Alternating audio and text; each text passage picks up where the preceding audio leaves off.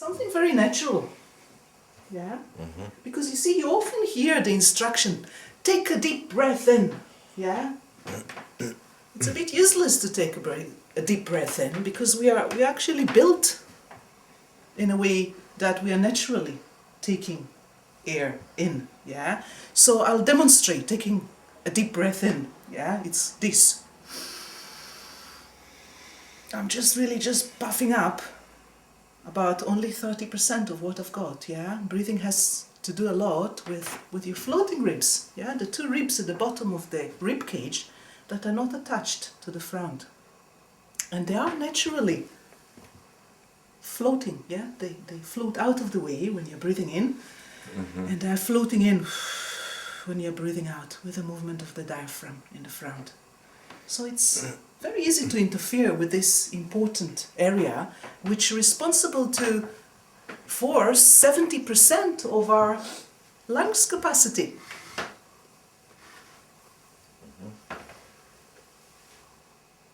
Taking a deep breath in and just puffing up the chest, it's really only utilizing 30%.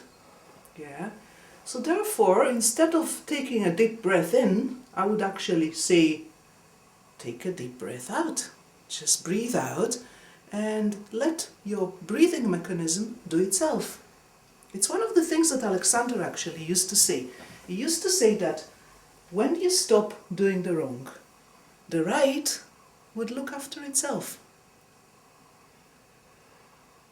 Yeah? When you stop utilizing extra muscular tension, when it comes to just everyday's life, natural movements, your natural posture will just come out, will just do itself. Yeah? Another expression of Alexander was, let nature, give nature her opportunity.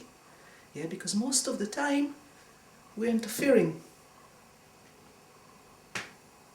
We're a psychophysical mechanism, and it's very much connected to how we are feeling at the time. Yeah? And that translates via the nerve mechanism into holding ourselves in a certain way. In a harmful way. Yeah? By not pressing the weight of the head back and downwards, the back can therefore be lengthening and widening. Yeah, and you look after your neck and head now as we let the knees go forward, and we are going to let the legs take us up and down. Because what usually happens is that the neck is stiffening, isn't it, when it comes to when it comes to thinking of movement. The head goes back and downwards. The chest is leading. The lower back is overarching. Yeah, we want to maintain the back as one unit, and for that we are going to be using our hip joint in order to move. Yeah, it's very important that if I'm sitting down and I want to lift my arm to move something, let's say you were sitting at a dinner table, there's not enough salt on your food. And what you're doing is you're lifting your right hand forward towards an imaginary salt. Yeah? So stretch your hand forward, and you see if you need to stretch any further, it's very important that you're not utilizing the middle of the back. Yeah? Because after this important joint, the atlanto-occipital, there's the hips. Yeah? The two ball and socket here. And we want to utilize the hips in order to stretch further forward. That's very good. Yeah? And the back is just nicely lengthening and widening. Yeah. Eyes looking straight ahead. So at all time we have these directions, those brain thoughts, those neurological pathways going. This new language that we're not used to. We're used to moving in a very automatic way. If I'm always reacting right away, I'm always reacting in the same way. There's really any room for change. So therefore, I'm going to sit down, but first of all, I'm going to ask myself to stop. Because most of the time, sitting down means that I'm just pulling myself down the way. I'm going to say stop to that. I'm not saying no to sitting down. I'm saying no to my way of going about it. And therefore, after I say no, I can utilize my directions. The neck being free, the head is just nicely unlocking on top of the spine, to let the back lengthen and widen, to let the knees go forward. So notice how it's your leg that are going to be taking you, yeah, up and down the chair, which is the same thing for bending, really. That's very good. Just the legs. The back is behaving there as one piece, and I'm making sure that you are maintaining this very important relationship of head, neck and back, which Alexander called the primary control. It takes quite a while to learn how to move without interfering with the neck, without stiffening at the neck, because that's how it all starts, and then it's like a knock-on effect. So we're saying stop to that. The neck is free, the head is just nicely balanced there on top of the spine. The spine is just lengthening and widening there. We're not interfering with our breathing mechanism as a result. And in a way we are mimicking the way we used to move as children. Yeah, because that's how usually children move, don't they? They squat, they use the legs. They don't bend from the middle of the back when there is no joint there, really. It's only two vertebrae. Release your hips backwards ever so slightly.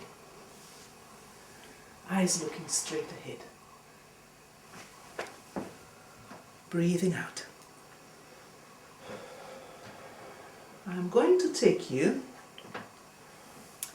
into a position of mechanical advantage, which is your way to go about lowering yourself or bending. Yeah?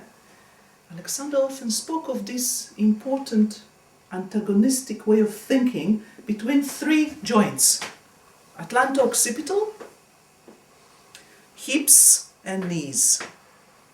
Yeah, we use a lot of opposition in our way of giving our directions. Yeah, at all time. As the head is releasing up, the feet are releasing down at the same time, opposing the ground. So we have these 2 points moving away from one another in order to encourage the lengthening. Yeah, because if we're only going one way, we're only going up, we're only lifting ourselves above the ground. Yeah, and if we're only thinking of the feet releasing to the ground, we start pulling ourselves down towards the ground. Yeah. So we need to have these 2 directions going on at the same time. The feet releasing down to the ground, at the same time that the head is releasing up and away from the ground. But for the position of mechanical advantage, we want to think of the 3 points. The atlanto-occipital joint, away from the hips, and the knees forward and away from the hips. So for example, if I'm going to ask you now to bend your knees, you need to make sure that right away the hips are releasing back and away from the knees, and I'm here to look after your neck and head, so the head is releasing up the way, although you're actually going down in space. Yeah, a little bit of more knees, and if you can stop here. This is your position of mechanical advantage. Yeah, notice how your back is behaving here as one unit. Yeah. Breathe out. And I want you to carry on thinking. Head away from the hips and knees forward and away from the hips. And it's very useful. You see, if I was to take this stool out of the way just now and you were doing some gardening, for example, or even just cleaning the bath, I hope you do. Not often. You've got somebody else to do it for you, you mean? Okay, so if you let the knees go forward, away from the hips, and we're just going to make sure that the head is maintaining itself forward and up in relation to the back, which is a dynamic situation. It changes all the time, yeah? That would free your back. Your back would feel as if it's lengthening and widening. Yes, very good. Yeah. And you're doing something on the floor. This is very much like a childlike way of moving, isn't it? The squatting. Yeah. And this is also what Alexander called the position of mechanical advantage. There's different stages of it. And it's also known as Manky. I cannot think why. Manky? As Manky, yes. Or monkey? Right. Not monkey, but Manky. You know how, being a foreigner, I often pronounce words differently. Okay, the monkey, yeah. The Manky. Mm-hmm. It's not monkey, it's Manky. But it's not really. Alexander never called it Manky. It was one of his, Manky. Alexander never called it this way. Because it was one of his pupils. He called it a position of mechanical advantage, which means that I always should consider those 3 points. Atlanto-occipital, away from the hips, away from the knees, and knees now. So I'm going down in space, but I'm actually lengthening actively. Very good. Can you feel how your back is nicely floating up? Yeah, no, it feels very different, that. Yeah? Mhm. And can you see why it's called Manky now? Yeah, I know why it's called monkey, yeah. It's actually often the case particularly when I teach groups, that there's always somebody that would say, "Oh, I feel like a gorilla now." Well, it's not a bad thing. Gorillas, they don't have any backaches, do they?